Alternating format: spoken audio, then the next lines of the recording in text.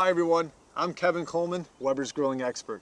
It's a beautiful day outside. We're in front of our grill. It doesn't get any better until you look at these steaks. And that's the topic of today's masterclass, how to grill the perfect steak. We're gonna give you 10 easy tips to follow to take your steak grilling skills to another level. Now the first tip is make your grilling game plan. You need to know what kind of steak you're cooking and how thick. That way we know how long it's gonna be on the grill.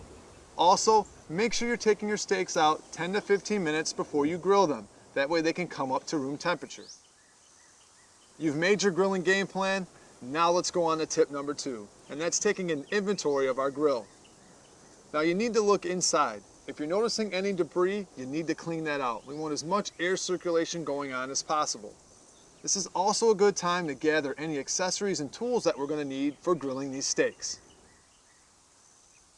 We've cleaned out our grill. We've got all the tools and accessories we're going to need. Now let's go to tip number 3, preparing our grill. Since these steaks are going to take less than 20 minutes, we're going to be using the direct method. We've got our grill prepared, and that's what takes us to tip number 4, preheating your grill. And this is by far the most important step in grilling a steak. This sets the whole tone. This brings the grill up to temperature, and that's what helps in searing. Those beautiful grill marks that we see, that's where all that great flavor comes from. So preheating is critical. The reasons why we oil our food and not the grates is it creates a barrier between the food and the cooking grates. It helps with caramelization, and it also helps the food from sticking to the cooking grates. Once you've oiled both sides, now it's time to season.